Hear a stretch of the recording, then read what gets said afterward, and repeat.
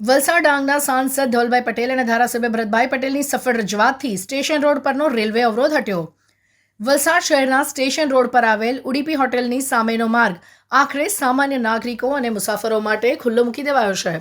Railway તંત્ર દ્વારા બંધ કરાયેલા આ માર્ગને કારણે છેલ્લા કેટલાક સમયથી સર્જાતી ટ્રાફિક જામની સમસ્યા અને જાહેર જનતાની હાલાકીનો આજે અંત આવ્યો છે.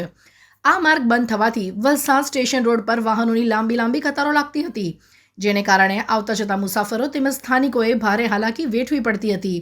આ ગંભીર સમસ્યાને ધ્યાનમાં લઈને વલસાડ ડાંગના લોકપ્રિય સાંસદ ધવલભાઈ પટેલ દ્વારા આ માર્ગને ફરીથી ખોલાવવા માટે કેન્દ્રીય રેલ મંત્રી અશ્વિની વૈષ્ણવજી સમક્ષ સઘન રજૂઆત કરવામાં આવી હતી. સાંસદે લોકોને આપેલું વચન પૂર્ણ કરતા રેલવે વિભાગે આ માર્ગ પરનો અવરોધ દૂર કરવાની મંજૂરી આપી દીધી છે. આજ રોજ વલસાડના ધારાસભ્ય ભરતભાઈ પટેલ અને સાંસદ ધવલભાઈ પટેલની ઉપસ્થિતિમાં આ માર્ગ વિધિવત રીતે ખુલ્લો મૂકવામાં આવ્યો હતો. આ પ્રસંગે સ્થાનિકો મોટી સંખ્યામાં ઉમટી પડ્યા હતા અને નેતાઓની કામગીરીની સરાહના કરી હતી. વલસાડના ધારાસભ્ય અને સાંસદ દ્વારા માર્ગ ખુલ્લો કરાતા લોકોમાં અનેરી ખુશીનો માહોલ જોવા મળ્યો હતો. લોકોએ ઢોલ નગારા વગાડી અને ફટાકડા ફોડીને પોતાની ખુશી વ્યક્ત કરી હતી.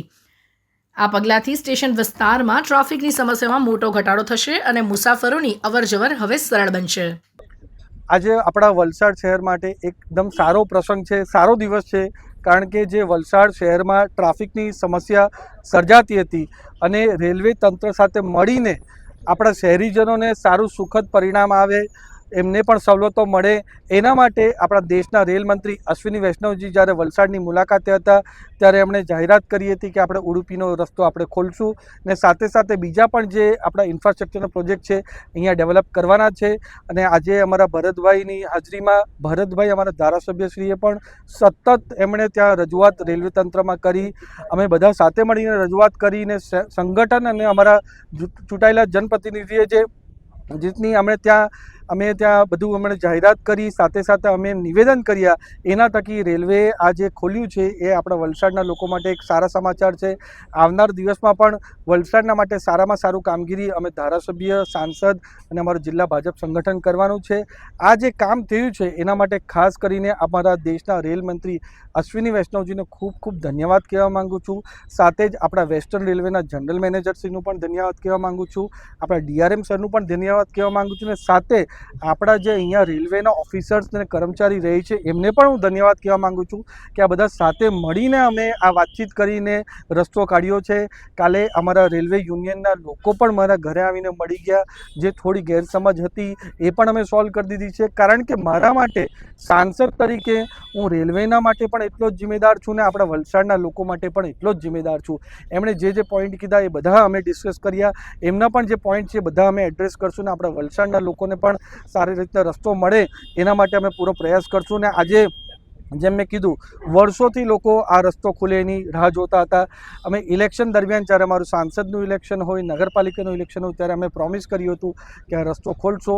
તો આ બધા સાથે મળીને બધાની જીત છે, આ રેલવેવાળાની પણ જીત છે, આપણે વલસાડના જનતાની પણ જીત છે, આપણે બધાની જીત છે.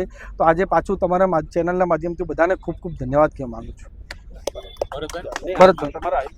ખરેખર વલસાડ શહેરીજનો માટે, ગ્રામ્યજનો માટે અને રેલવેના દરેક નગરજનો માટે ખરેખર આનંદનો દિવસ છે. આજે આપણા સાંસદ અને લોકસભાના દંડક આદરણીય ધવલભાઈ પટેલના આગેવાની હેઠળ એમના પ્રયત્ન, મારા પણ પ્રયત્ન, દરેક પ્રતિનિધિના પ્રયત્ન, આપ સૌ પત્રકારના પણ પ્રયત્નો, કેમ કે આ રસ્તો વર્ષો પુરાણાથી ખુલ્લો હતો.